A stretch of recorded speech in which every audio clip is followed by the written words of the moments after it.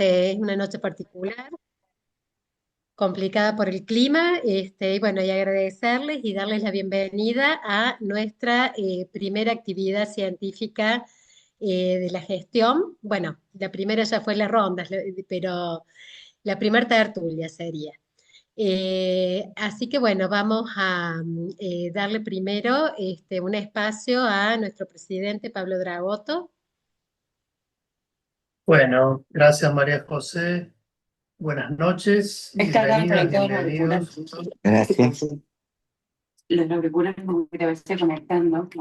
Micrófono abierto. Graciela. Sí, por favor, Ah, silenciemos los micrófonos así nos podemos Bueno, escuchar. bueno, la verdad que es un placer, un gusto, un honor dar comienzo al ciclo científico de este año, que como decía María José, comenzó el sábado con la ronda de ideas. Eh, este año María José y el equipo de científica ha tomado como eje, ha propuesto como eje reversiones psicoanalíticas para este año. Y la verdad que es un enorme gusto contar con Gabriela Goldstein, que trae un tema tan interesante en el día de hoy. El inicio de este ciclo científico anual coincide con el inicio de dos celebraciones que tienen un origen religioso, pero que son culturales también, que es el Pesaj de la tradición judía y las Pascuas de la tradición católica. Eh, Creo que son dos festividades arraigadas en la cultura occidental y que si tomamos en cuenta los significados para ambas vertientes, podemos resumirlo, tiene que ver con la transformación, tiene que ver con las búsquedas y con la lucha por la libertad, y que son valores e ideas que alguna relación tienen también con las búsquedas que estamos haciendo en nuestra institución desde hace años, de una mayor apertura, de poder alojar la diversidad, de un psicoanálisis plural y sobre todo de poder eh, pensar juntos los desafíos que impone la época en un mundo cambiante en direcciones que muchas veces no quisiéramos, pero que es nuestra tarea poder pensar psicoanalíticamente y tener mejores herramientas para alojar el malestar de quienes nos consultan. En ese sentido, el tema de hoy, que tiene que ver con el arte, con un resto que insiste, no parece, me parece que no puede ser más apropiado. Así que nuevamente agradezco la presencia de Gabriela, la coordinación de María José y la participación de Carla y Silvia en la noche de hoy. Bueno, gracias, Pablo. Eh, Dos líneas de apertura. Por un lado, agradecerte a vos, a Patricia, por confiar en mí para esta tarea que disfruto mucho. A Verónica Farris, coordinadora del simposio, una gran compañera y que lo que le pidas, ella siempre está y gestiona. También hemos armado un grupo de trabajo muy dinámico, comprometido, representante de las distintas líneas teóricas, Patricia Vilches, Gabriela D'Andrea, Marisa Guglielmi, eh, Lisa Ospina, Nora Andriotto. Sofía Marioli y Nora Andriotto y Ana María García Navarro. Bueno, el porqué de las reversiones, ¿no? Eh, lo primero es que la cultura, de alguna manera y de un modo circular, va necesitando de una relación particular con los clásicos, ¿no? Y así surgen en el cine las remakes, en la música los covers, y yo creo que en la disciplina psicoanalítica tenemos también que reversionar. Hay algo del psicoanalizar que tiene que ver con el reversionar y de construir. Eh, implica esa situación paradojal donde cuando vemos una película decimos no es como, no es como el clásico.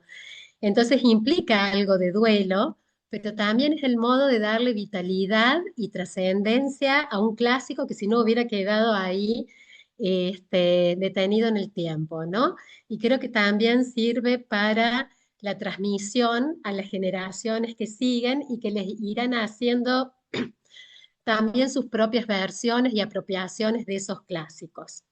Tenemos una teoría y un método tan sólido y tan rico que creo que admite y tolera y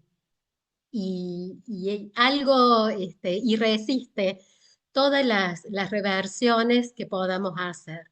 Mucho se ha hablado de pasarlo por el tamiz, a los conceptos, zarandearlos, eh, y ese tamiz tiene un nombre que es la clínica. Todo lo que nosotros no podamos reversionar, recrear y también renunciar a aquello que es obsoleto, fue en otro contexto, de alguna manera la clínica misma lo va a ir pasando por un tamiz. Bueno, transmitirle una pequeña vivencia personal que inspiró a Reversiones. Eh, Visitando el Museo de Picasso en Barcelona, bueno, admirando sus obras, me detengo fundamentalmente en una obra que me provocó, si bien ya la conocía, pero en ese momento me provocó como una perplejidad, como un estupor, que es Las Meninas de Picasso. Empecé a investigar un poco en la historia. Este, Picasso era un gran admirador de Velázquez y también cuando vio la obra en el Museo del Prado quedó muy conmovido. Esto lo lleva a hacer varias versiones de la obra, creo que son 57, cambiando, digamos, una obra barroca por una obra con su impronta del cubismo, y con este juego de luces y sombras. Leí algo que me pareció muy interesante de lo que escribe Picasso y dice, yo probaría hacer la obra a mi manera, ahí olvidándome de Velázquez. Así, poco a poco, iría pintando unas meninas que quizás para aquellos que buscan la copia fiel sería detestable. Pero para mí serían mis meninas. Me pareció muy significativo en relación a qué hacer con los clásicos. De todos modos, esto le falta como una partecita que es por qué me provocó tanta perplejidad esa obra. Y creo que le terminé de dar otra vuelta, casi como en una precú, en aquella reunión que tuvimos con Carla, Silvia y Gabriela, aquella tarde que entre nietos, cigarrillo y la modorra de la siesta de un sábado, pude entender que en ese momento había algo implicado en mi subjetividad. Era la primera vez que visitaba a mi hijo, que había migrado a Barcelona, entonces tuvo algo del duelo y del reencuentro. Y también esto que hizo Picasso, ¿no? Que de alguna manera con el autor, con Velázquez, a quien admiraba, necesitó homenajearlo, pero también armar su propio camino y por ende también con la transferencia, que es otro de los ejes que vamos a tomar, también tuvo que ver con este despegue del padre de su momento más academicista, que él lo introduce en la academia, donde era todo muy realista, hacia una gratitud, pero separarse para crear su propia obra. Bueno, a partir de eso intenté darle un nuevo giro a esto, que sea el eje de la actividad científica, reversiones, y esperemos que sea inspirador para que ustedes también creen las múltiples versiones posibles de los conceptos psicoanalíticos. Bueno, vamos a darle ahora la palabra, las voy a presentar. a nuestras expositoras. Primero un lujo contar, Gabriela, sé que tenés una agenda muy ajustada, pero te agradezco porque hiciste la apuesta por estar, ¿no?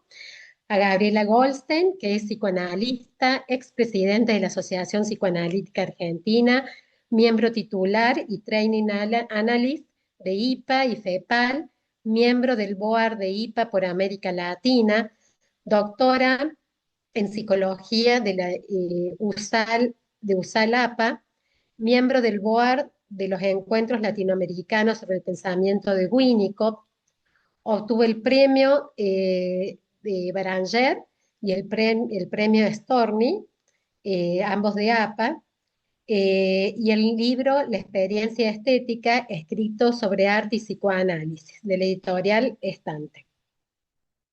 Recién publicados, Artes y Estética, Psicoanálisis de la Creación, eh, Art in Psychoanalysis, Between the Dialectic of the Other and the Poetic Estrangement, mi inglés no es bueno, y coautora de Dear Candidate, bueno, y aparte es arquitecta y pintora. Por otro lado, la tenemos a una colega de la casa, que es Silvia Tulián, es analista en función didáctica de APC, especialista en psicosomática, especialista en psicología clínica y educacional, autora de diversas publicaciones aquí y el extranjero sobre sublimación y creatividad. Y también la tenemos a otra colega de la casa, que es Carla Tolmenovich, que ella solamente me dice que le presente como analista en formación y artista plástica. Yo lo que podría agregar es que hace unos cuadros hermosos y que también es la autora eh, de cada flyer que utilizamos desde APC, que nos distinguen en todos lados por la creatividad, por la dinámica de los flyers y que creo que cada uno encierra en sí una obra de arte. Bueno, las escuchamos.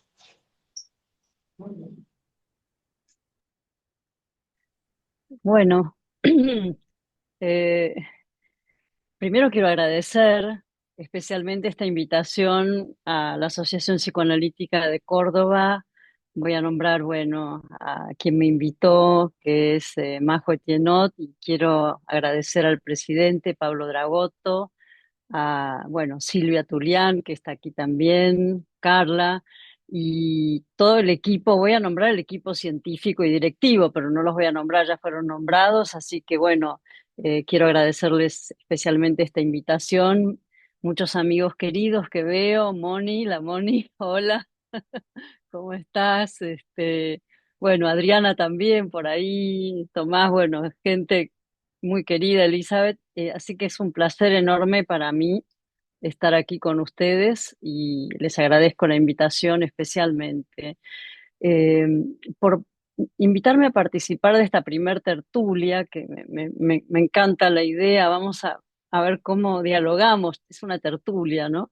En el ciclo Reversiones, que es un espacio que propone pensar el psicoanálisis, en este caso, en diálogo con el arte y la contemporaneidad, que son dos ejes que atraviesan mi recorrido clínico y teórico.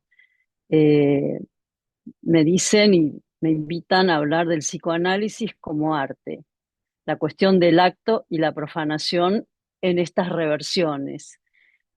Bueno, no sabía por dónde empezar. Todo me parecía tan interesante que fui, bueno, indagando y pensé en ir abriendo el juego con algunas eh, ideas y conceptualizaciones, también con algunas imágenes y algunas videíto para discutir o dialogar en esta tertulia con todos ustedes.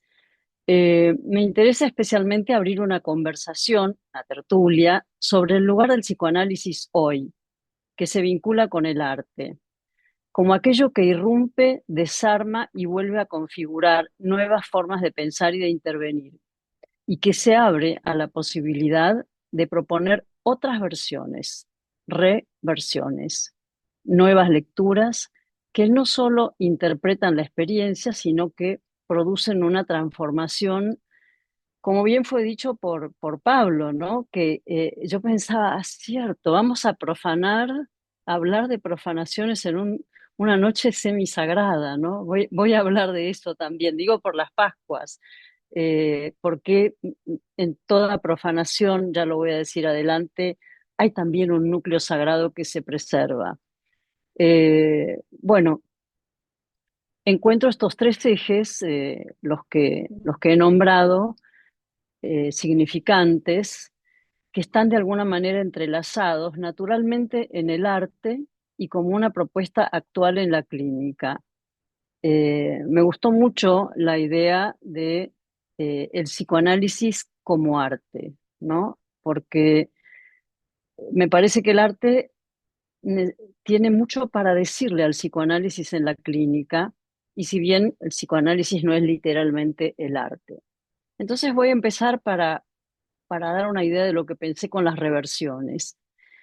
La idea del psicoanálisis como arte ya es una forma de reversión de la interpretación del arte desde el psicoanálisis. Es decir, históricamente el psicoanálisis interpretaba el arte.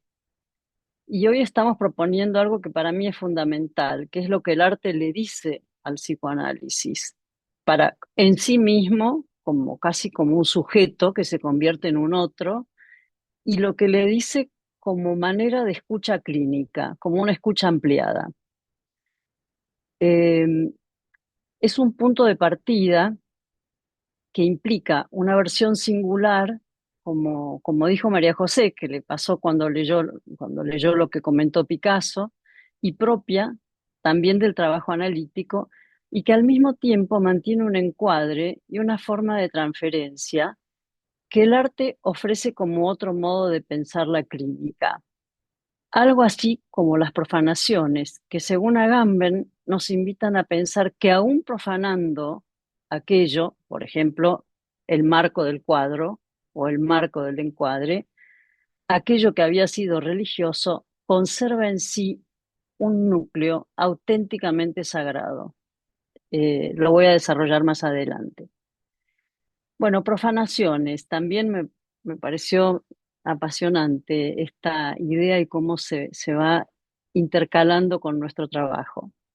Según Agamben, que saben quién es, un pensador italiano contemporáneo, profanar sería entre los juristas romanos sustraer la función sagrada. Es decir, que se dice profano en sentido propio aquello que, cito, habiendo sido sagrado o religioso, es restituido al uso y a la propiedad de los hombres, según Trevasio citado en el libro de Agamben, y que sin embargo conserva en sí un núcleo auténticamente religioso o sagrado. Y luego dice algo muy interesante que comparto, y dice, el juego, el arte y la filosofía libera a la humanidad de lo sagrado, pero sin abolirla. Es interesante lo de liberarla, pero sin abolirla. Y en cierta forma, me parece que nuestra apuesta hoy implica también al psicoanálisis en esta tarea de llevar ese núcleo que es para la humanidad, para los hombres, liberarlo de lo sagrado, pero sin abolirla. Bueno, todos conocemos el texto de Freud, Análisis profano, o sea que el psicoanálisis está íntimamente implicado en esta eh, toma de idea, yo diría, de idea fuerte, ¿no? Como qué es lo profano. Y como me invitan a hablar del arte, voy a empezar hablando sobre el psicoanálisis como arte. Hay algo que escapa a la palabra, que no alcanza a ser dicho.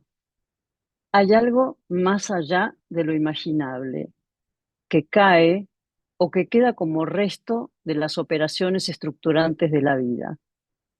Y esto resulta en una formulación lógica que daría cuenta de lo irrepresentable del cuerpo justo en el instante de inadecuación fundante al asumir el lenguaje. una parte es perdida para siempre por estructura. Es cuando hablamos, por supuesto, del objeto perdido, del reencuentro con el objeto perdido.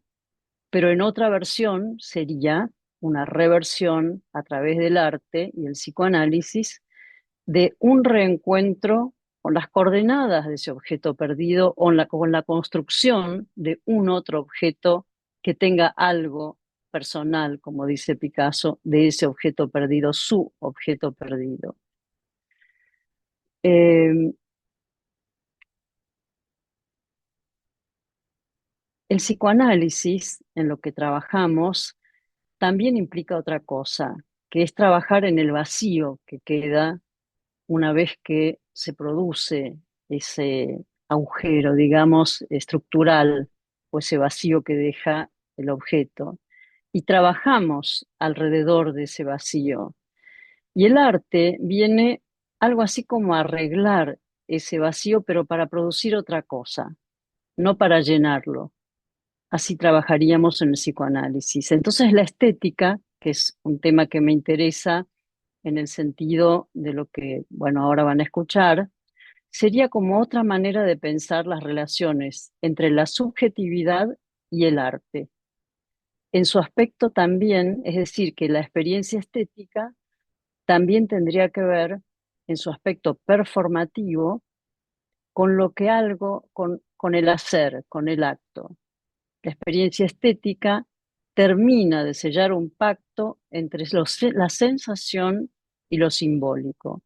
Es decir, este es un punto fuerte, digamos, de mis argumentos, o mi argumento, que es que no hay una separación tajante, podríamos decir también entre los tres registros, sino que entre sensación y simbólico, entre dionisíaco y apolíneo, entre lo racional y lo sensible, es donde se construye la dimensión de la potencialidad del arte y también entiendo de el psicoanálisis en el punto en el que excede quizás aquello que está solo en la palabra.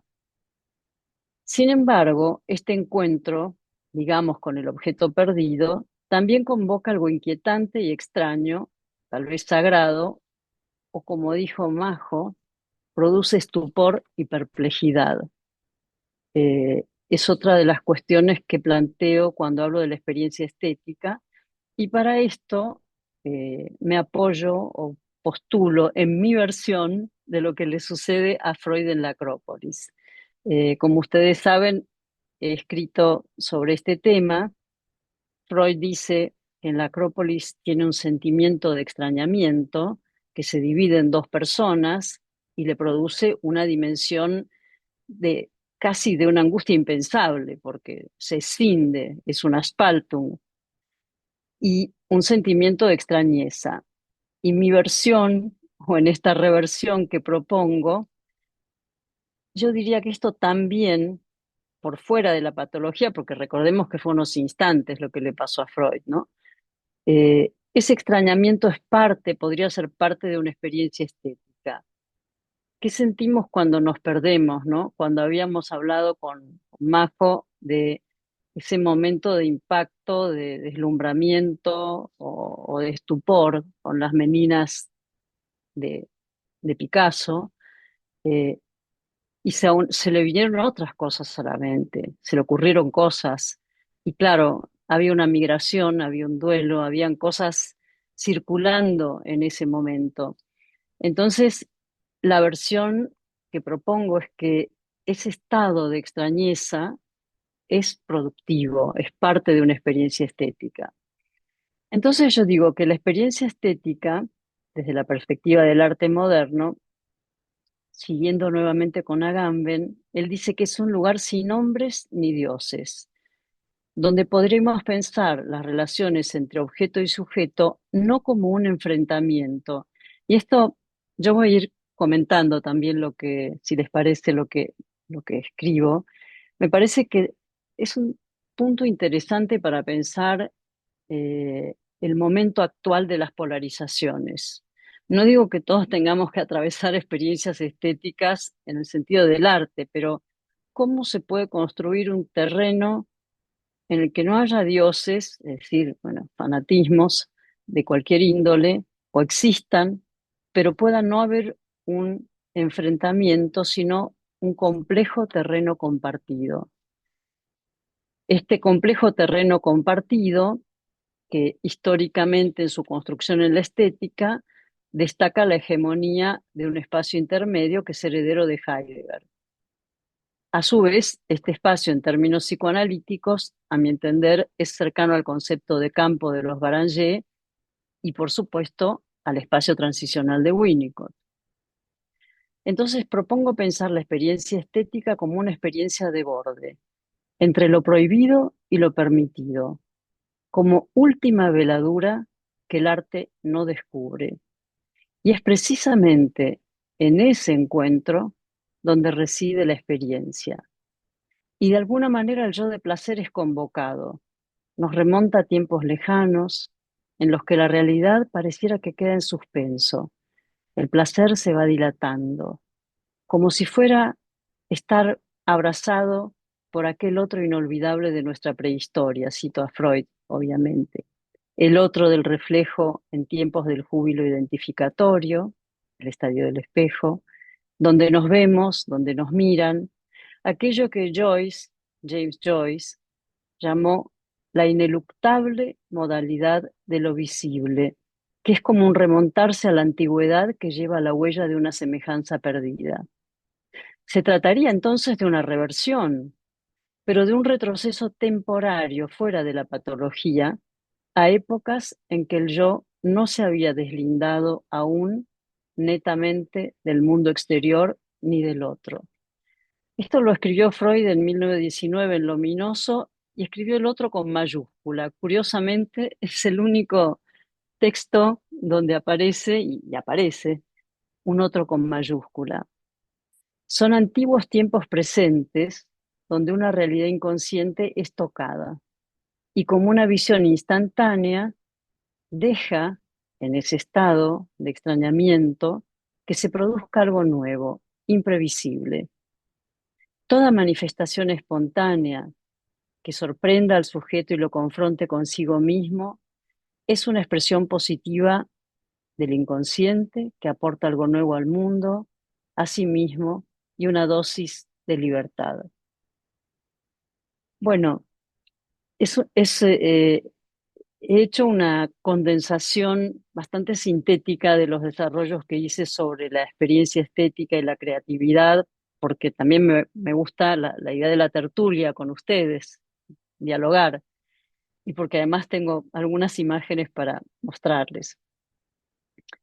Profanaciones, qué atractiva la idea, ¿no? Y qué curioso, como decía Pablo, que en esta noche estemos hablando de las profanaciones. Yo eh, titulé esta parte Profanaciones y el aura.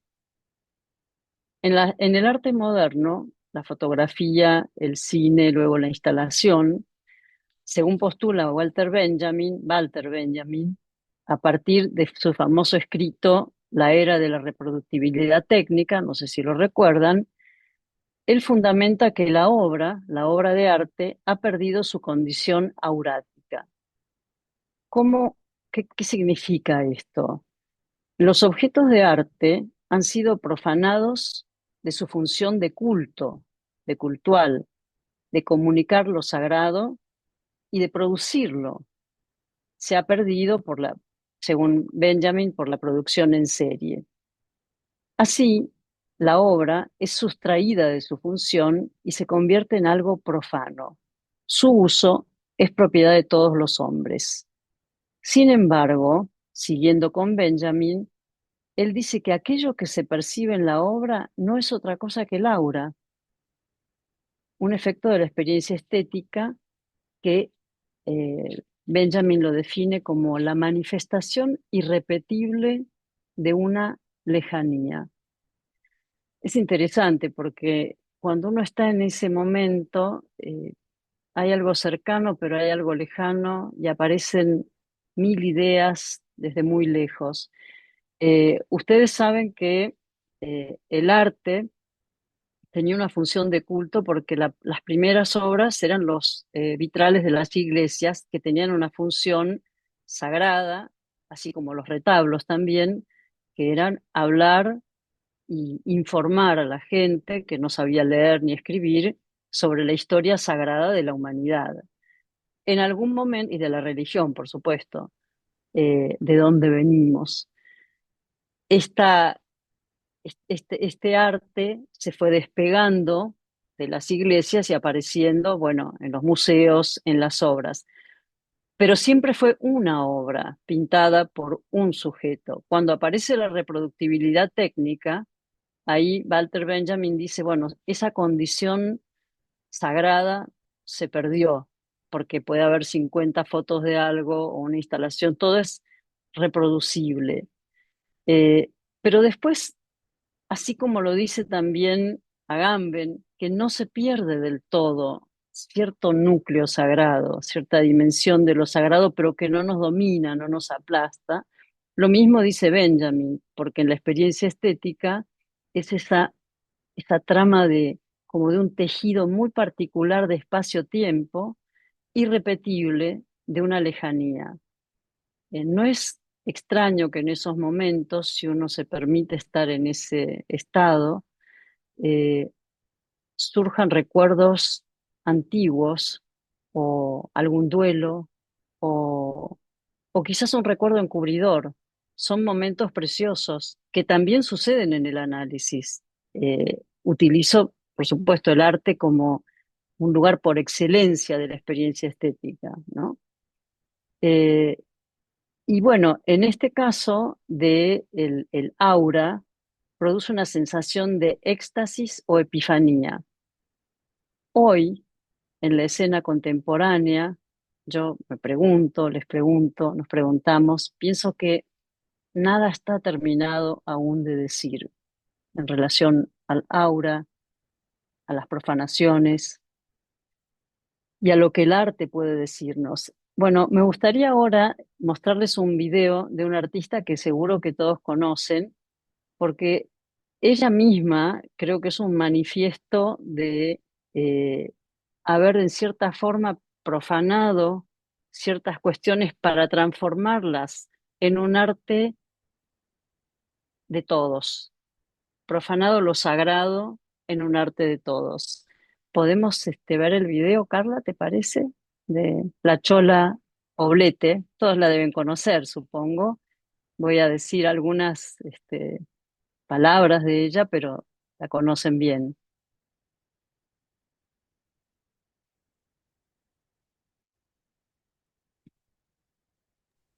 Ahí lo pongo.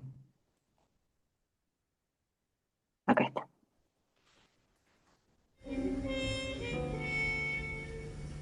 ¿Lo escuchan? Sí, ¿no? Sí. ¿Lo ven?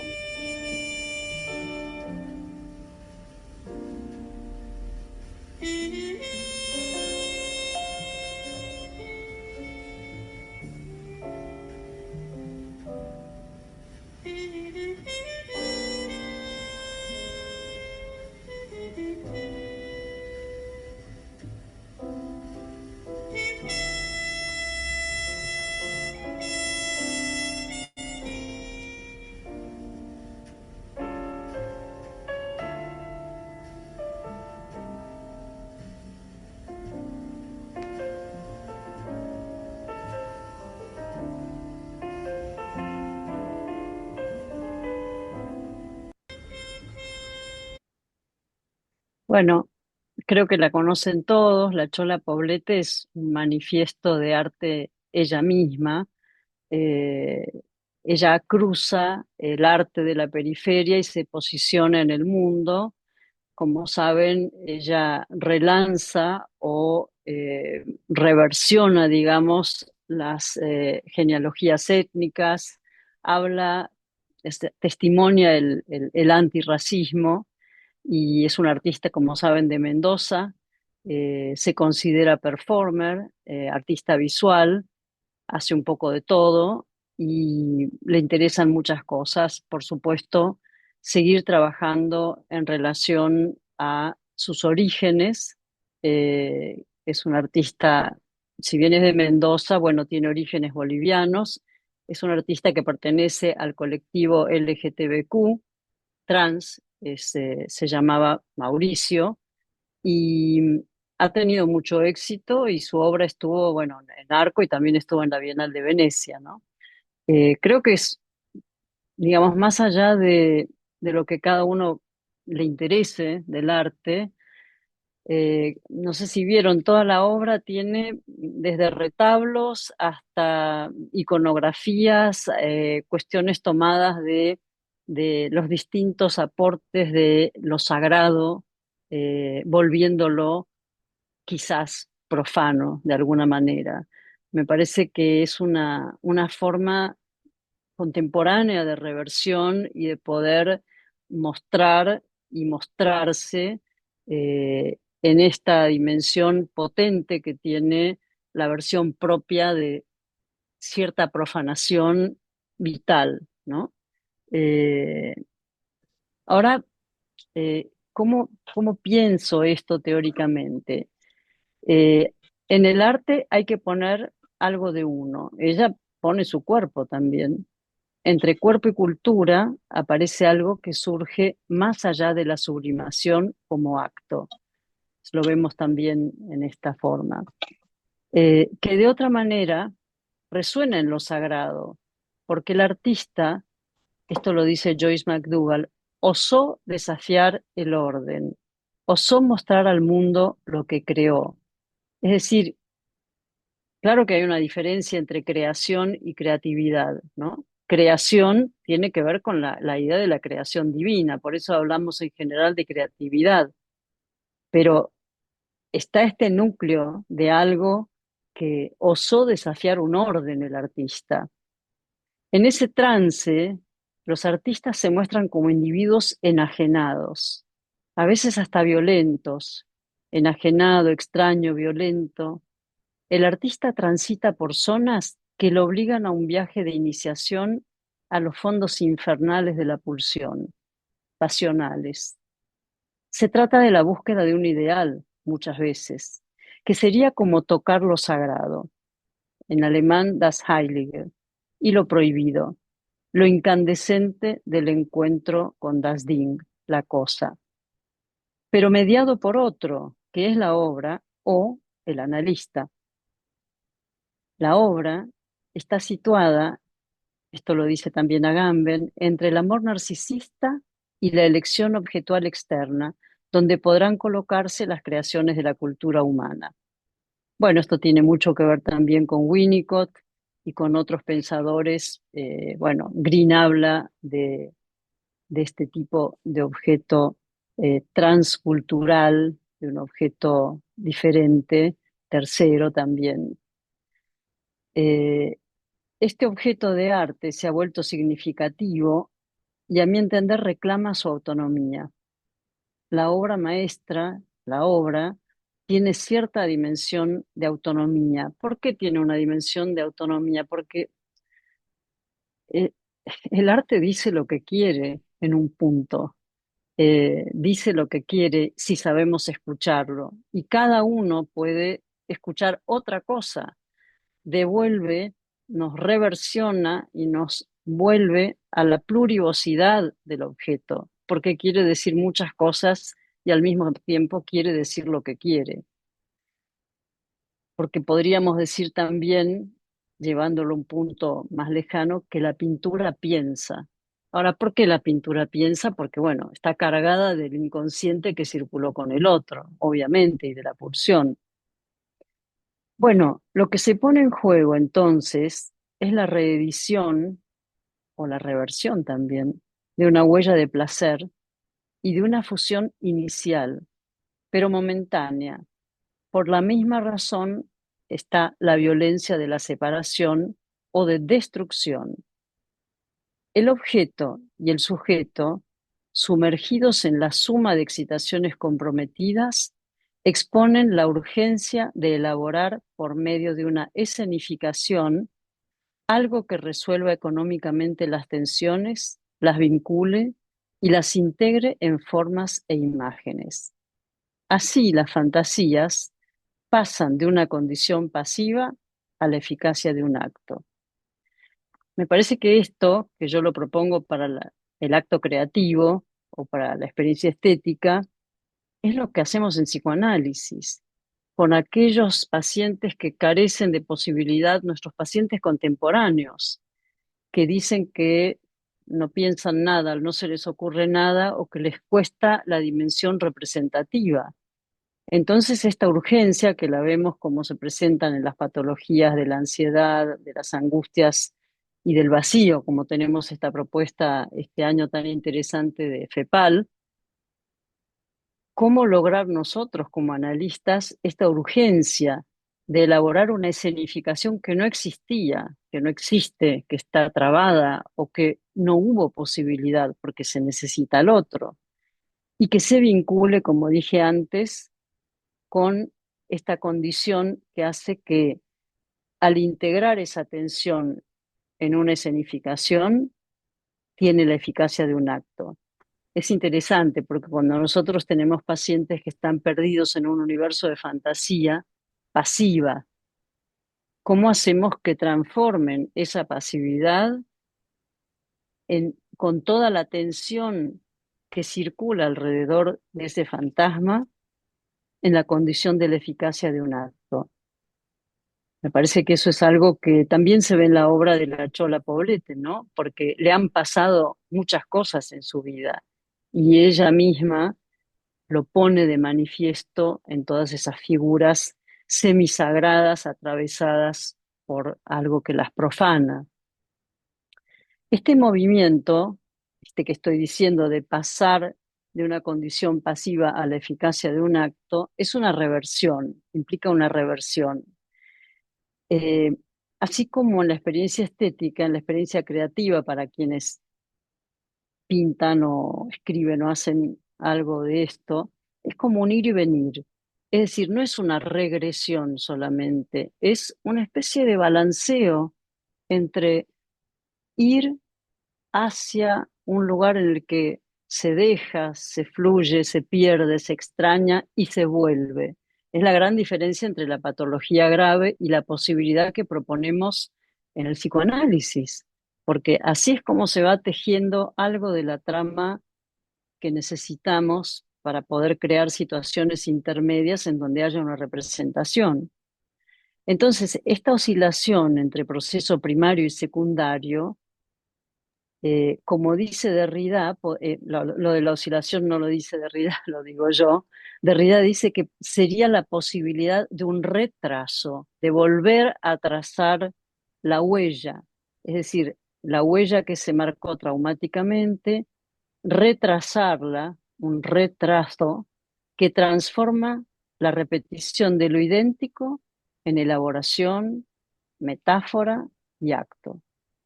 La creación artística, en la creación artística, la repetición está en juego y es en la precariedad del juego donde está la posibilidad de contemplar la pérdida y la administración de su extraterritorialidad.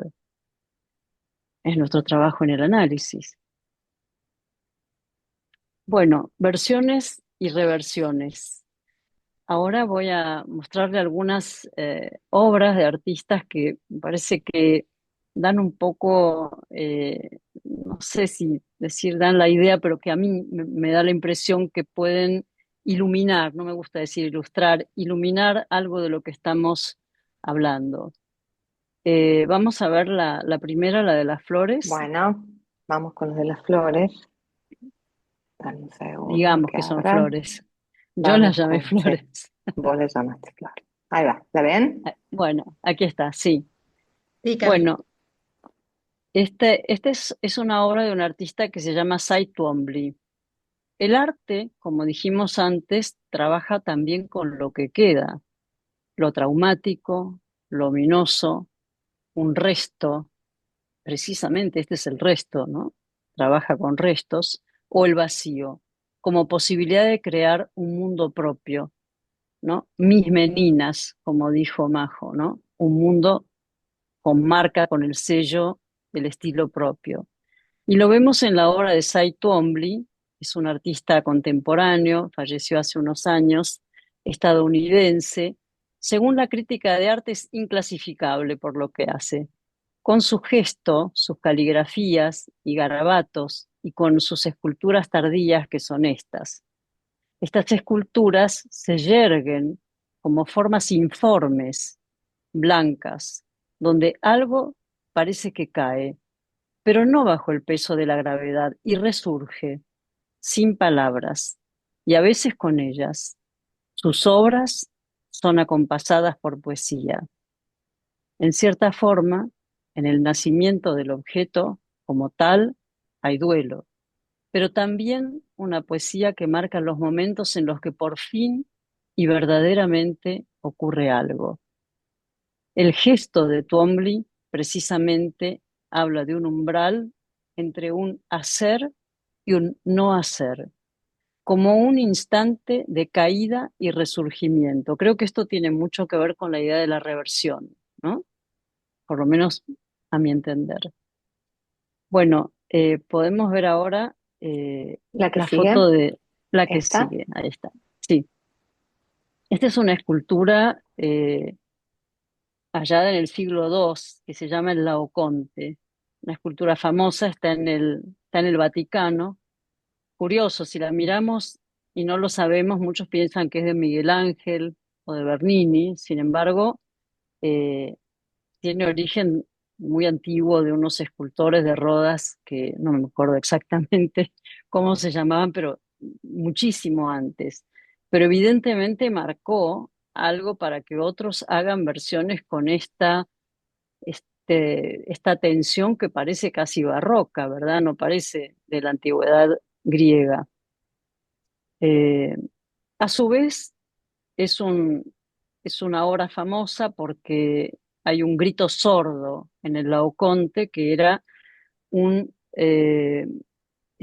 escenifica una parte de la Ilíada, el Laoconte, la parte en que el sacerdote es castigado por Poseidón porque se había casado y tenía estos dos hijos y había revelado el secreto del caballo de Troya. Le había dicho a alguien que iba a venir, que había algo bueno, que, que podía causar la caída de Troya. Entonces el castigo fue enviarle unas serpientes que las ven ahí envenenadas y bueno, ahorcarlo y es una figura muy elocuente, bueno, sobre la que se ha escrito mucho. Yo pongo en el camino lo que no estuvo. ¿Dónde reside el vínculo libidinal del cuerpo como real? Me pareció también que esta imagen es elocuente, ¿no? En un tiempo inaugural de la humanización, que es el momento en que el sujeto se reconoce en la mirada del otro, el verdadero espejo es el rostro de la madre, como sabemos, que funda el lazo con el cuerpo y con el cuerpo social, con los seres que amamos.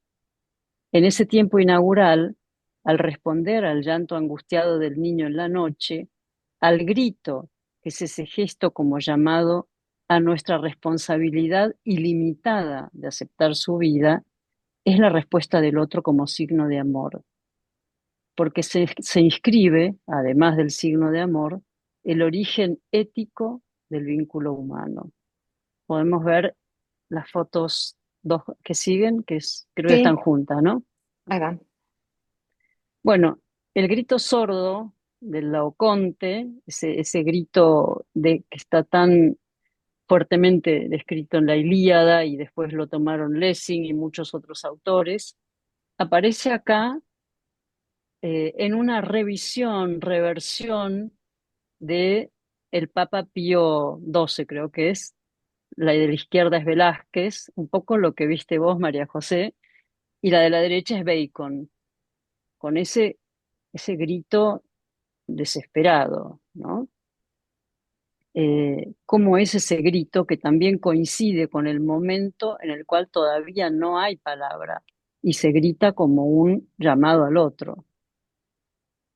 La cura en psicoanálisis implica una reversión, diría, del encuentro con el otro, puesto que este otro forma parte constitutiva del sí mismo. Una de las claves del proceso analítico reside en las marcas de la primera infancia. Podemos decir que la cura analítica comporta una reversión saludable hacia una dependencia posible, pero entendida como saber permanecer en la distancia de una proximidad profunda que se siente en el campo transferencial y contratransferencial. Es la posibilidad de habitar el borde, de sostener lo no sabido, permitir que el lenguaje como forma se vuelva lugar de encuentro con el otro, allí donde el vacío puede hacerse palabra, gesto o imagen, y el dolor de ese grito puede devenir creación. Bueno, vemos la foto 5 o la que sigue. Deben conocer a esta artista, seguramente. También es una artista contemporánea argentina muy potente, muy fuerte, Nicola Constantino, una artista de Rosario que también estuvo en la Bienal de Venecia. No lo digo como que sea el lugar al que hay que llegar, pero simplemente como una dimensión de reconocimiento, así como estuvo La Chola en el momento en el que la Bienal se llamaba Extranjeros por todas partes, hablando de lo extranjero y de la consideración y reflexión sobre que en un punto somos todos extranjeros a nosotros mismos y en el mundo. Bueno, la obra de Nicola Constantino, acá ven ustedes que está ella, que se pone siempre ella y su cuerpo, por eso poner el cuerpo es algo muy contemporáneo y que algo tiene que ver con todo lo que está pasando y cómo pensamos las dimensiones clínicas en la contemporaneidad. Aparece ella con una doble que construyó ella misma a partir de ella y un bebito, que es el hijo de ella. La obra de Nicola Constantino nos permite ver cómo juega con lo siniestro en la creación de su obra, tal como lo encontramos en el texto liminal de Freud, Lo ominoso. Eh, a lo largo de toda su obra, ella casi prácticamente pone todas las cuestiones que Freud cita en Lo siniestro. No sé si lo habrá leído. ¿Pero por qué? Porque el objeto estético, dice Eugenio Trías, un estudioso de la estética, carece de fuerza y vitalidad sin su referencia a lo siniestro, que debe estar presente, pero bajo forma de ausencia, para que pueda darse, o velado, para que pueda darse el efecto estético. Nicola Constantino es una artista argentina, nacida en Rosario, que expone la paradoja que implica en el arte un doble efecto: anestesiar las heridas más profundas y al mismo tiempo revivirlas.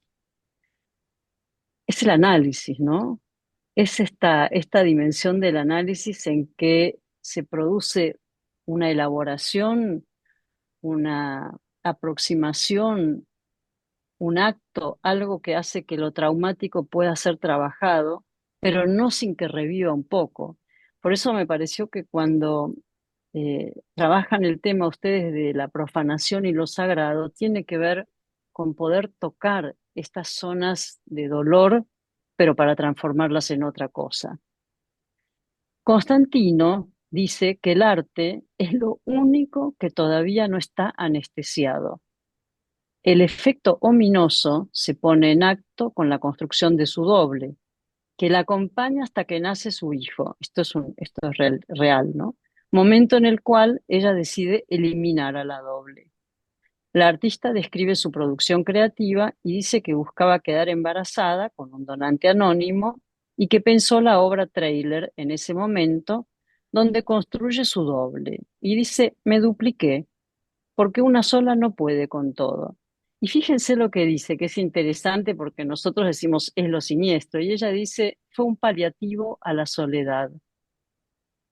Interesante, cuántas interpretaciones, cuántas versiones hay de algo que nosotros jugamos con ese concepto y ella postula que fue un paliativo para estar acompañada en la soledad. Bueno, Gaby, eh, sí, estamos cerca. Bueno, entonces ya tengo un último párrafo. Eh, La experiencia estética y la creatividad resuenan y son momentos en los que se va configurando la forma o la representación. Se escribe, se pinta, se hace una nueva versión con una nueva significación. ¿Acaso no nos enseñó Freud que todos tenemos en el núcleo de nuestro ser a un artista incesante que se llama nuestro inconsciente? Allí, donde pueda establecerse una nueva inscripción, esto lo dice Jaime Spilka, nos animará tal vez a pensar que analizando y analista son dos artistas trabajando juntos en la construcción de una obra inédita a la que llamamos curación.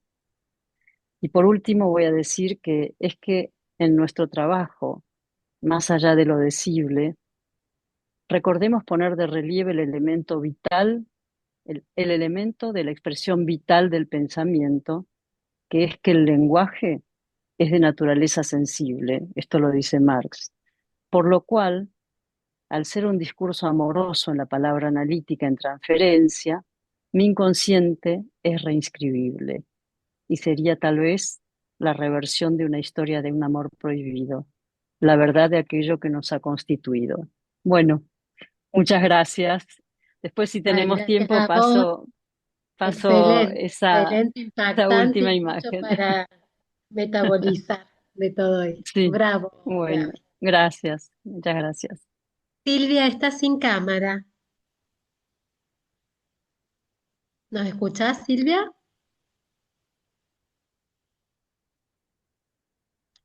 Hay mucho corte de luz con tanta tormenta, lluvia, pero Y ¿vos ahí nos está el escuchás? micrófono. Ahí está. Ahora sí, Sí, pero ahí te ahí está vemos. la cámara. Y yo quería preguntarle a Gabriela, ¿cómo, cómo piensa la pulsión de muerte? ¿Eh? Porque yo me he quedado como dando vueltas en eso que insiste, que es oscuro, que es silente, que destruye, y cómo juega eso en esto que ella plantea. ¿Eh? A ver, cómo incorpora, anuda, eh, porque entiendo lo que es posible de transmitir, eh, demostrar, hacer sentir en el arte. ¿Eh?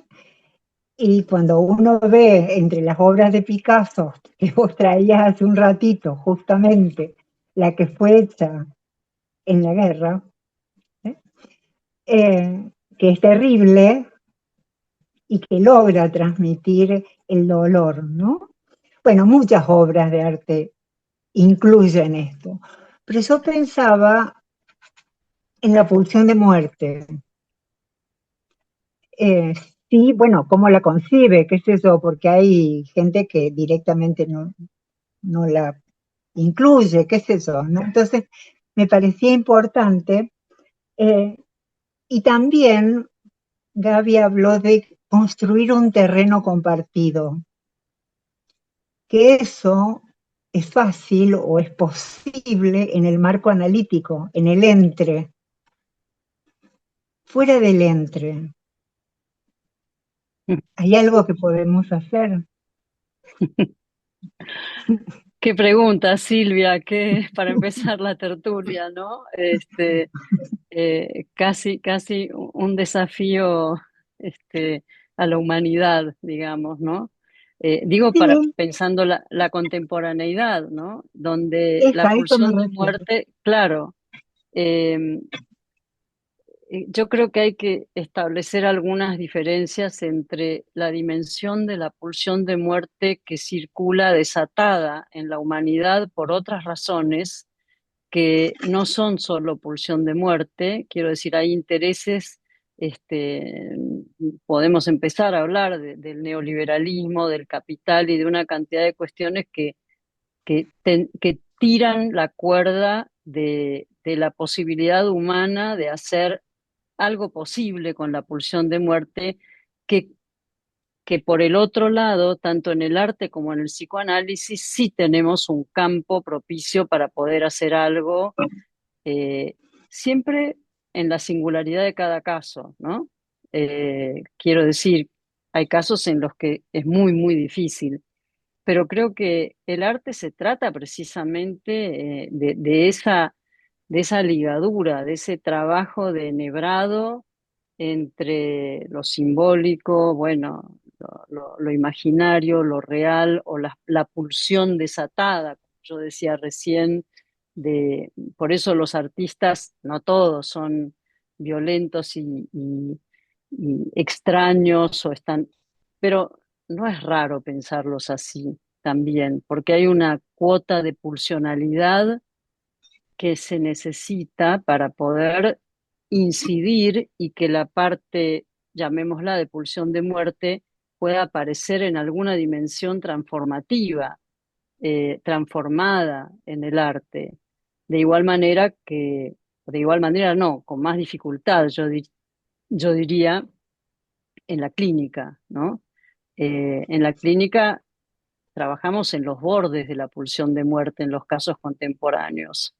Ese es el tema, no se trata simplemente de una desligadura a predominio, se trata de que predomina mucho más, a mi entender, por distintas cuestiones, desde el gran, eh, la gran desorganización de la humanidad, llamémosle, desorganización en el sentido de la implicancia que tienen otros intereses y la enorme dificultad. Es muy interesante lo que planteas, porque ese terreno compartido coincido contigo. Yo hablé de las polarizaciones porque en muchos espacios se está intentando trabajar sobre las polarizaciones, ¿no? Para unificar en una sola cosa perfecta y Ujú. uniforme y totalmente integrada. Pero al menos que haya, iba a decir un diálogo, pero voy a decir una tertulia, porque ya la tertulia, en la tertulia hay un intercambio con los otros, como el diálogo, nos escuchamos y algo empieza a suceder en ese entre. ¿Qué posibilidad hay de expandirlo? Bueno, Picasso pintó Guernica, ahora, eh, ¿cómo se llama? Anselm Kiefer, conocen este artista alemán, está Ujú. mostrando cosas tremendas, tremendas, las está mostrando, o Gerhard Richter cuando pintó a su uncle Rudy, su tío Rudy, ¿no? Los que habían sido familia de él, ¿no? Y descubrió una forma como de veladura para mostrar la pulsión de muerte, digamos, en acto, pero velada. Creo que el arte tiene esa dimensión, que para algunos artistas no garantiza que no haya un predominio en su vida particular de pulsión de muerte, como yo no sé si creo que vos habías escrito sobre los poetas, Así es. ¿no? Era Suicidas, digamos. Sí, tu tesis. además la inmensidad, porque, a ver, hay muchos escritos sobre el escritor y el suicidio, ¿eh? Claro, claro, claro. Como que Por- esta acción que es la escritura no alcanza, no, no el alcanza. arte en sus dimensiones, en todas sus manifestaciones, es un punto de amarre. Es decir, yo pienso que el arte contemporáneo, en el sentido de las instalaciones o las performances, necesitan mucho más poner el cuerpo Esto, para conmover y para esto, mostrar ese punto límite en el que todavía seguimos amarrados a algún contexto, que es la sala de exposiciones, o algún dispositivo que diga, sí, estamos haciendo esto en un lugar, no estamos simplemente rompiendo todo, colgándonos, porque si esto quiere decir, intenta decir algo, como último punto de amarre de lo humano para muchos, ¿no? esto. Ese, Y pero no hablo más, no se puede, claro, no se puede garantizar que ese punto de amarre sea garantía para todos, ¿no? En lo eso, singular, sí. Gabriela, digamos. Sí, Carla, Me Pensaba, caso. sí, pensaba en relación un poco a lo que traía Silvia, pero algo que vos también tocas, tocaste acá, quizás yo leí otro trabajo tuyo, donde hablas de una sensación que lo vinculas con la experiencia estética, ¿no?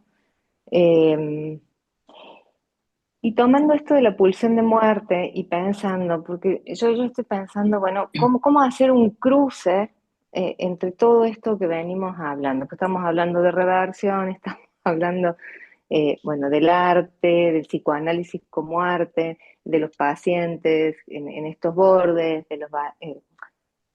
Sí, bueno, a ver, ¿qué se comparte acá?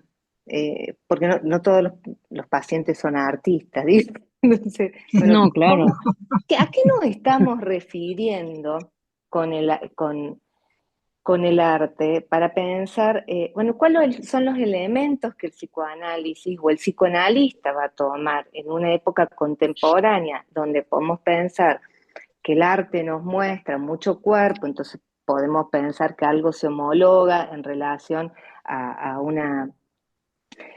a una expresión contemporánea que tenemos en el consultorio, donde puede sonar como muy, a veces, como, bueno, donde no hay representación, cómo armarla, y resulta que es un trabajo tremendo cuando uno se las ve ahí.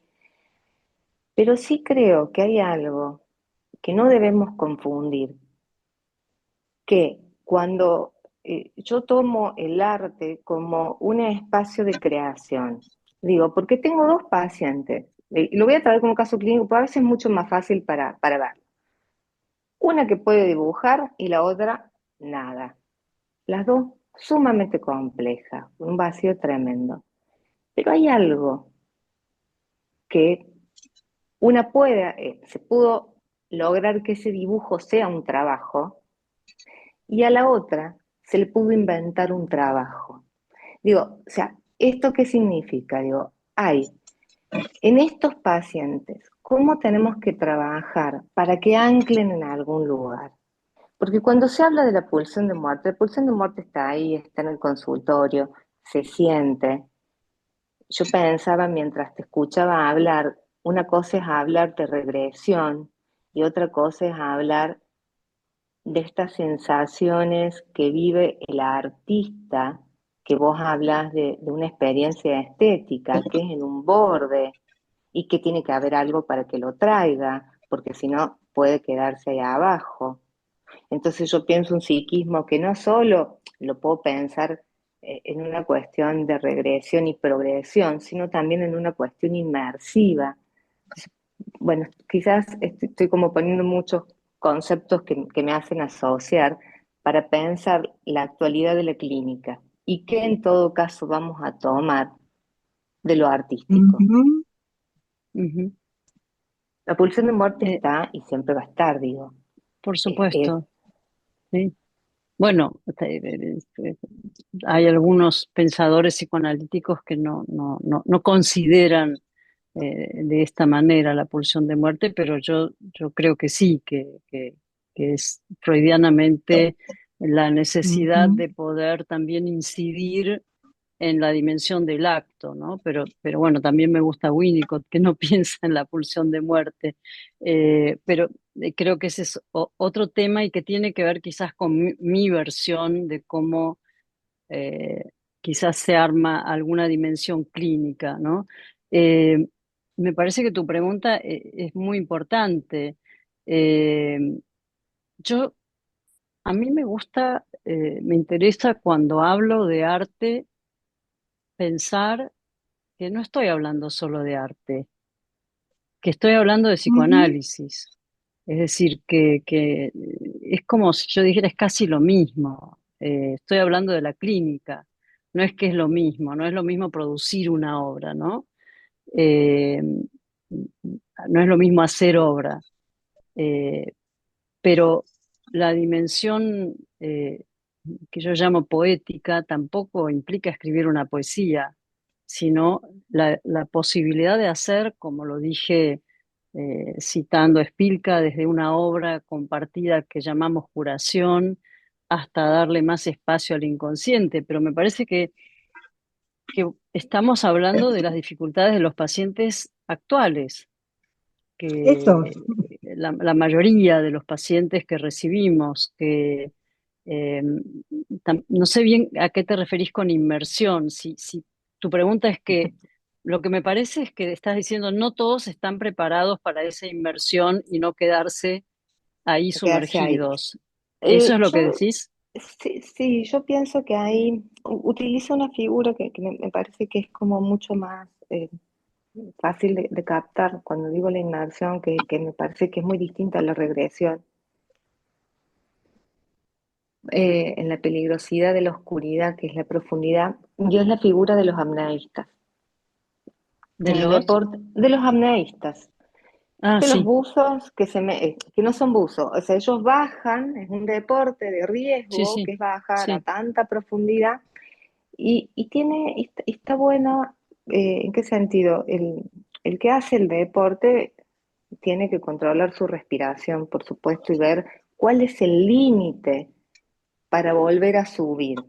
Esto es cuando uno dice, che, ahí está el peligro de, Ujú, en algunas patologías o en algunos artistas, porque es una cosa tan inmersiva que se baja tanto que tiene que haber algo que lo saque, ujú, que puede entrar y salir. Entonces digo claro. que los apneístas tienen un buzo que los acompaña, que va bajando y el buzo tiene todo su aparato de oxígeno. Lo pienso para pensar la dupla, ¿no? El analista y el paciente, que es un poco, bueno, Claro.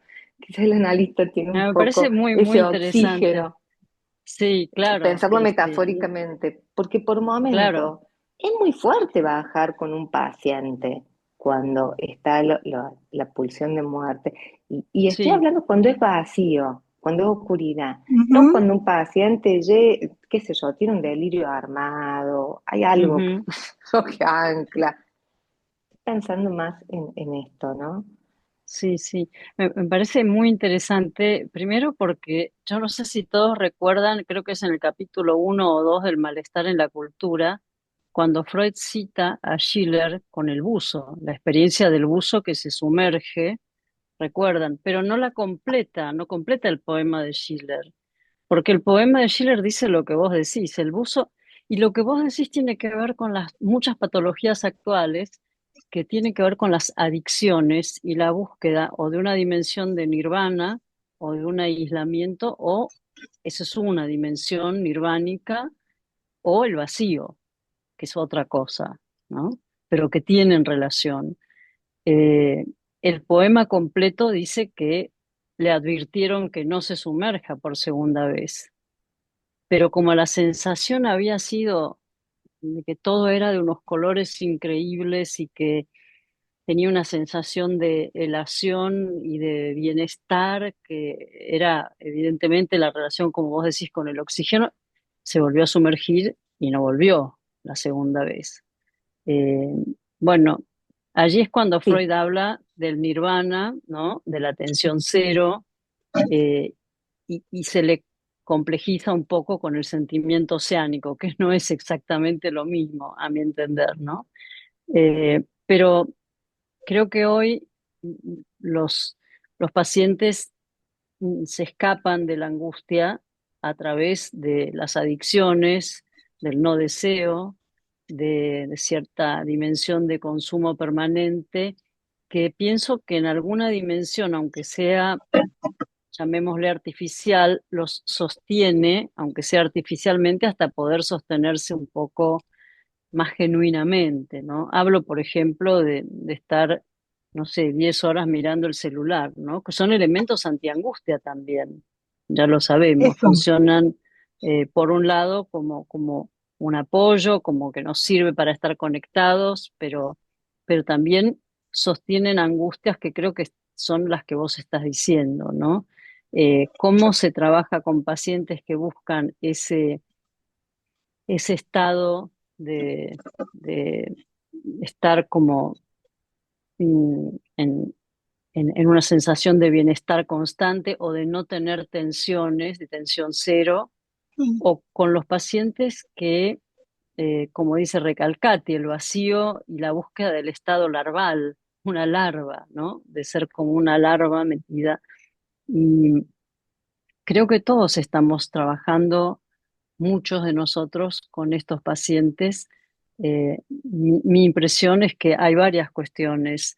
Una es saber que no saben cómo volver, todavía. Yo agregaría el todavía, porque hay que darle una posibilidad al análisis a que se construya ese otro, llamémosle, que en el tiempo de apuntalamiento inicial o anaclisis seguramente falló, como dice Winnicott, el primer momento del encuentro, o no fue tan, sin llegar a la psicosis, a la desorganización, pero no está muy seguro de poder volver de donde va, a donde va, Ajá, ¿no?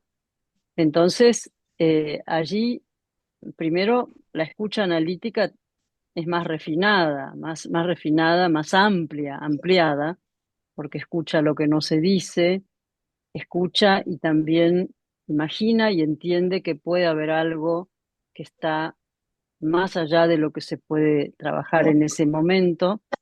Y yo pienso que el término anaclisis no es una mala palabra, no es un holding que implique un abrazo directo. Yo hablo de un holding simbolizante, es decir, que aparece un otro, que es el analista, que tiene una función en principio anaclítica, pero de pasaje hacia el otro, es decir, construcción simbólica, construcción simbolizante. No sé si quedó claro, como si fuera de un otro chico a un otro con mayúscula. No digo que sea la garantía, pero digo que es como trabajamos de una manera quizás más participativa, más interrogando, más ofreciendo preguntas o muchas veces, por ejemplo, algunos pacientes trabajan trayendo series que ven y están hablando o comentan series o películas que sirven a la vez, como nosotros podemos pensar que eso sin duda, a veces ellos saben que tiene que ver con su vida, con su fantasma, con sus angustias, a veces no lo saben, a veces lo decimos y a veces no, porque el timing con estos pacientes, es decir, el tomar la posibilidad de la temperatura, digamos, posible en el sentido del tempo que necesita, me parece que es fundamental. No es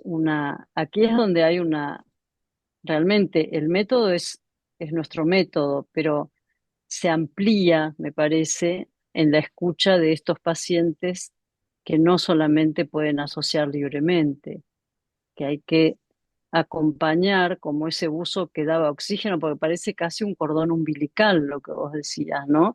Que no recibió el alimento simbolizante necesario en el momento, y el análisis es la gran posibilidad, ¿no? Eh, una reversión del encuentro con el otro, como digo, una nueva versión de un encuentro tal vez más afortunado con el otro o con el Me parece que contexto. también, Gaby, claro, Sí, perdón, ¿estaríamos hablando de construir psiquismo?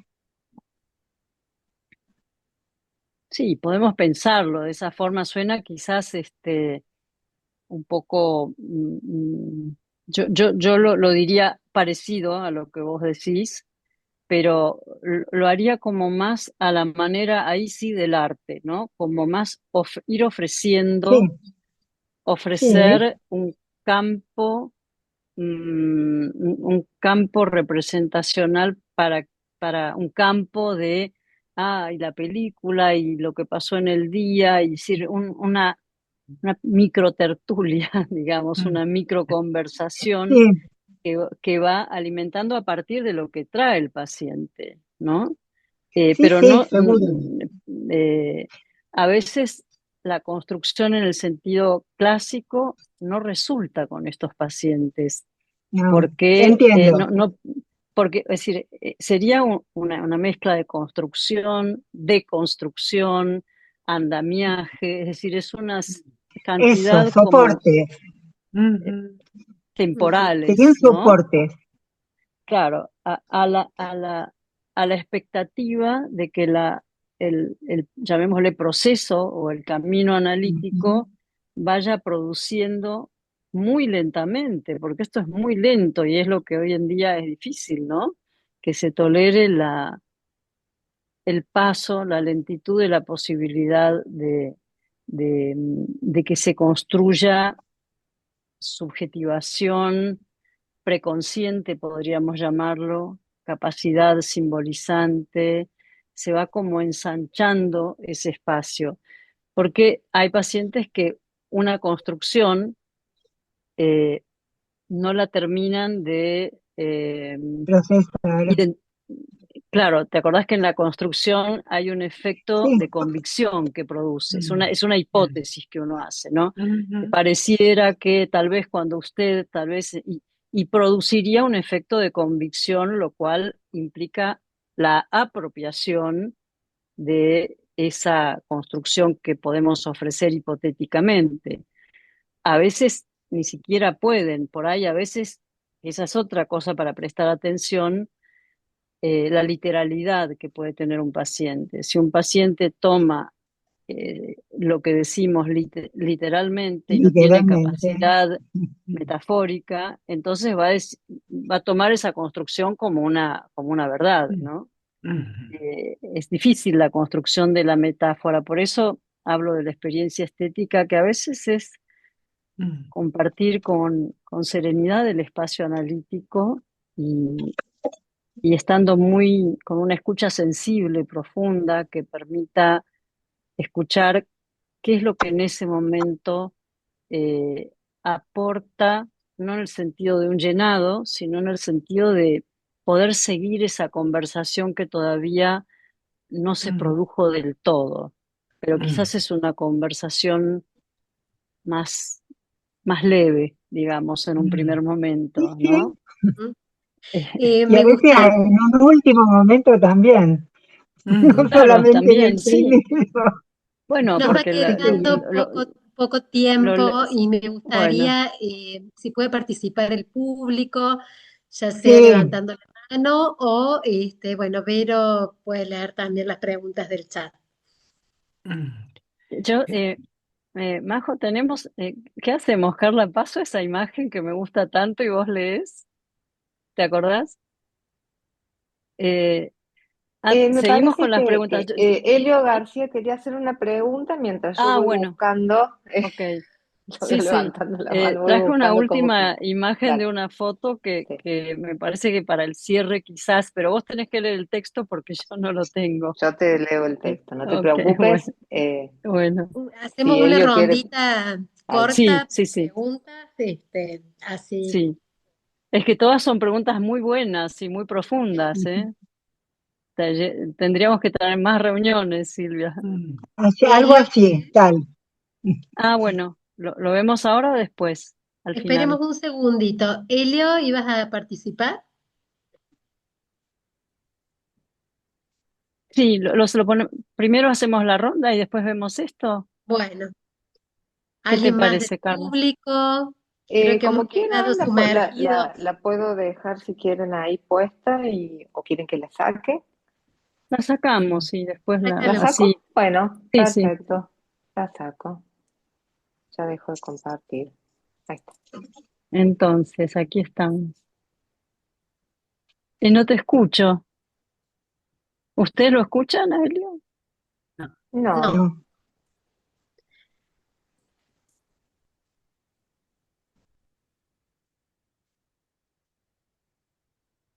no se escucha.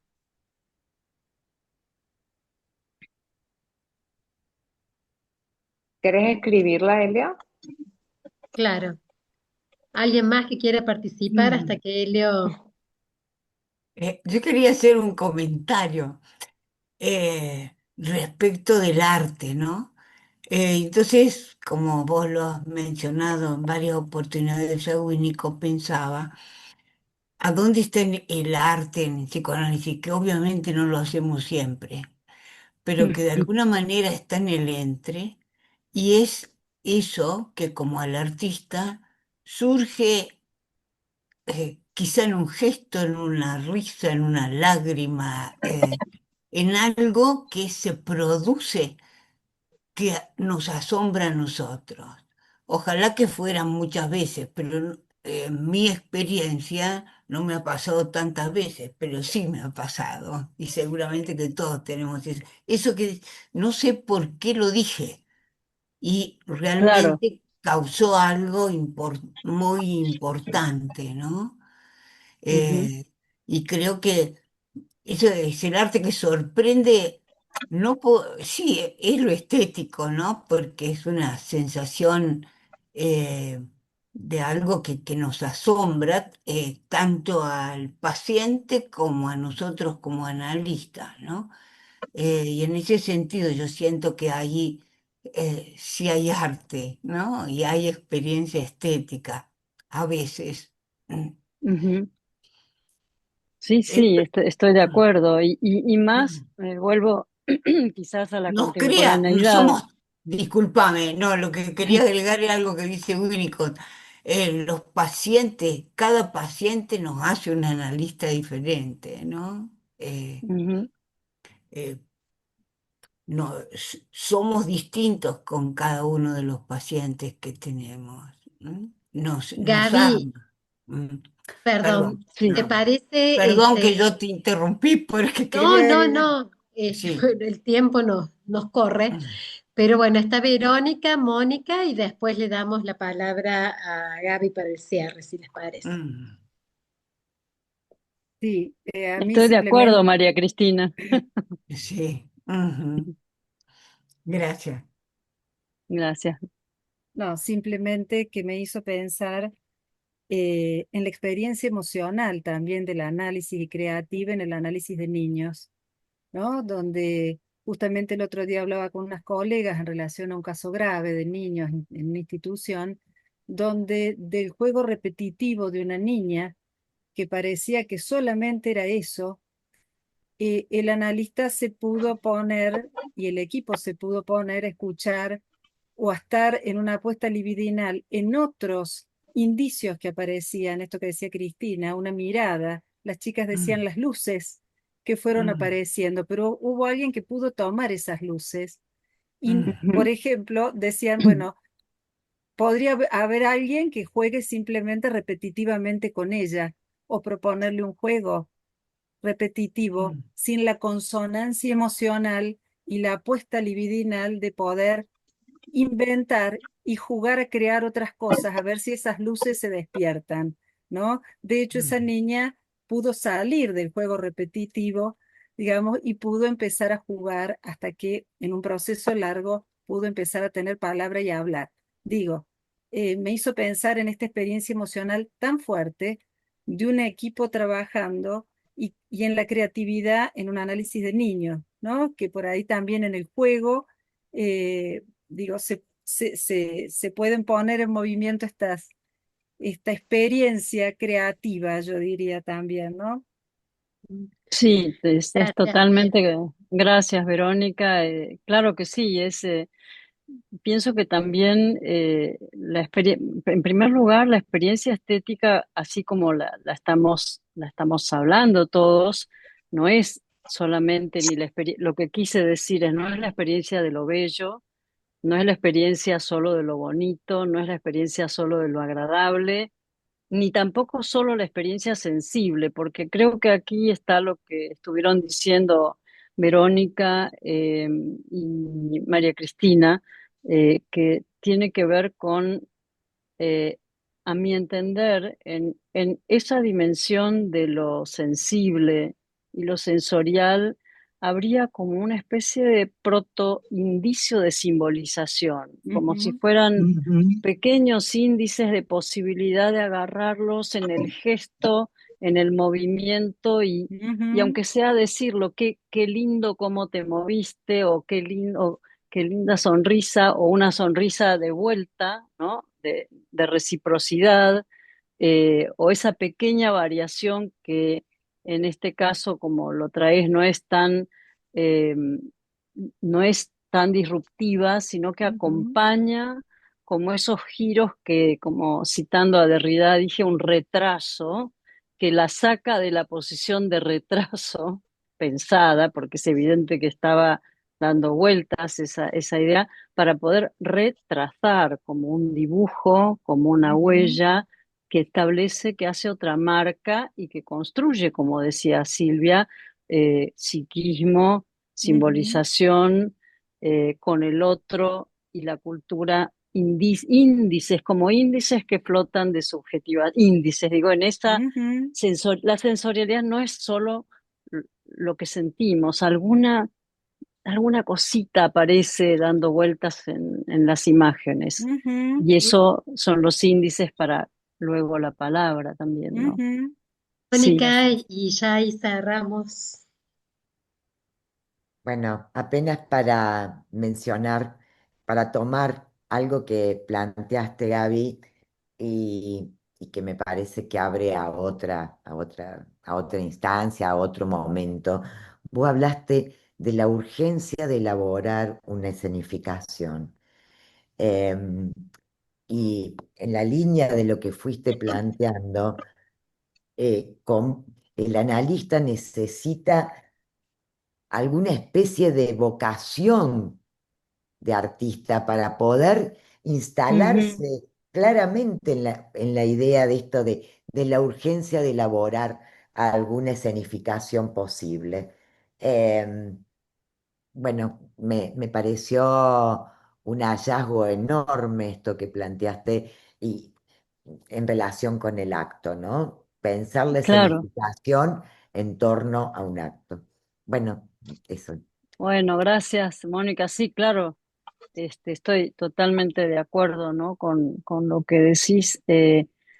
Más allá, además de la apuesta pulsional, como decías, Verónica y Mónica también, que es algo que se percibe, ¿no? No es que uno lo está haciendo, es algo que sucede en acto o en ese compartir emocionalmente, profundamente, la noción de que también está pasando algo a nivel psíquico que va poniendo en el futuro tal vez alguna palabra, ¿no? Y creo que esto que traes, Moni, es lo que vemos hoy, ¿no? La urgencia, un paciente que tuve hace un tiempo, ataque de pánico, algo muy común en esto, es como si fuera la mínima expresión de la angustia que sucede, hay angustias mucho más grandes.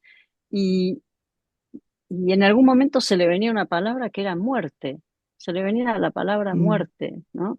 Hasta que se fue esa urgencia de escenificar para poder hacer algo económico con la economía pulsional de esas tensiones de las que hoy, llamado por Silvia pulsión de muerte o sobrecarga de tensiones por el mundo en el que vivimos, ¿no? De no poder enhebrar y estar solo absorbiendo hacia adentro y no poder hacer nosotros el acto de armar, decir, hablar, sino que nos están alimentando como a ocas de Estrasburgo, digo, llenándonos de, de cosas y de cosas para comprar y para qué sé yo, todo eso. Y sí, la participación del analista la sensibilidad que tenga, porque no nos olvidemos que tecné quiere decir arte. Arte, ars es tecné, ¿no? Nuestra técnica implica cierto arte, a veces, como decía Madé Barangé, la mente del analista y su asociación también es de Freud, eso. O usted me hace recordar este libro, o esta situación me hace acordar, eh, ¿no? Porque uno lo pone en uno, no le está diciendo, usted quiere decir esto. Esto que es, de pronto me vino a la cabeza ¿no? Es esto de ir haciendo aparecer esta posibilidad de ir representando y también poniéndole palabras, ¿no? Cuando se Bueno, pueda. ahora sí vamos con la imagen final.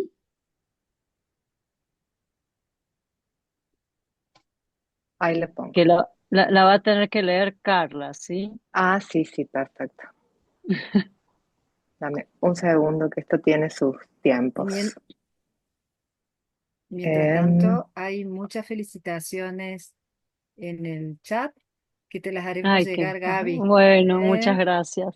Bueno, les quiero, este es un fotógrafo que se llama Res, que hace mucho hizo esta exposición en la vieja galería de Ruth Ben-Sakar y que se llamaba algo así como instantáneas o se llamaba algo con el tiempo, con la temporalidad. Entonces eran escenas en las que había un momento y otro momento de una misma persona, no con mucha distancia de tiempo.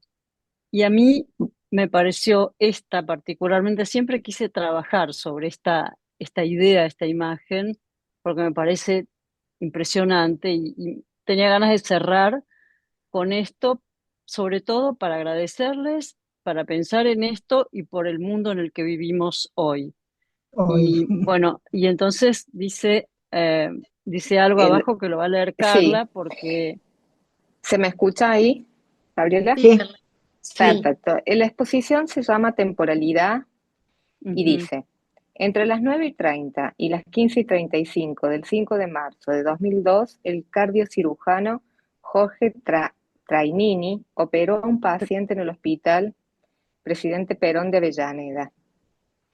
En su opinión, el corazón y la vida son una misma cosa, el eterno retorno a la calidez de la compasión que soporta el universo de la conciencia, afirmación que realiza después de más de 20.000 horas en contactos con el corazón. muy Es linda decir, frase. la compasión que soporta la conciencia, ¿no? Me pareció que hay tantas metáforas para pensar en el mundo actual que, ¿no? Me pareció que era algo interesante para compartir con algunos dirigentes de distintos países del mundo y creo que nosotros tenemos eso porque estamos en contacto con el psiquismo que es el alma y el corazón, ¿no? Eh, pero no sé, me pareció que era algo conmovedor, ¿no? Así que quería Sí. cerrar con eso también. Un broche de oro para una excelente exposición donde nos has sumergido con tu calidez y profundidad en una auténtica experiencia estética que seguramente dejará en nosotros una marca y la seguiremos reversionando. Para Bueno. cerrar, agradecerles también, bueno, a Gabriela por tu tiempo, por tu dedicación, a Silvia, a Carla, y pensaba que tanto en el psicoanálisis como en el arte tenemos que vernosla con la pulsión de muerte. A veces no alcanza, ¿m? Todos los Ujú. recursos simbólicos que podemos este, poner a disposición, pero entiendo que la capacidad analítica de pensar, de asociar junto con el paciente, como el arte, las pinceladas y el acto creativo, son un buen modo de darle un rodeo para que Tánatos no arrase. Bueno, agradecerles, invitarles, y todo esto lo vamos a seguir trabajando durante el año y está muy enlazado a la segunda tertulia, que va a estar el doctor Norberto Maruco y Liliana Tabib de la casa, y es el lunes 20 de abril. Así que los esperamos a todos y Muchas muchas gracias gracias. por todo Muchas el tiempo. gracias, Muchísimas Gabriela. gracias. Gracias, Gracias. Elizabeth, qué lindo Gracias. Gracias, verte. Gracias. Gaby. Muchas Muchas gracias. gracias. Gracias, Sofía Gracias. más. Gaby. Estuvo Hermoso, Muchas hermoso. Gracias. gracias. Gracias, Nos APC. vemos. Hermoso.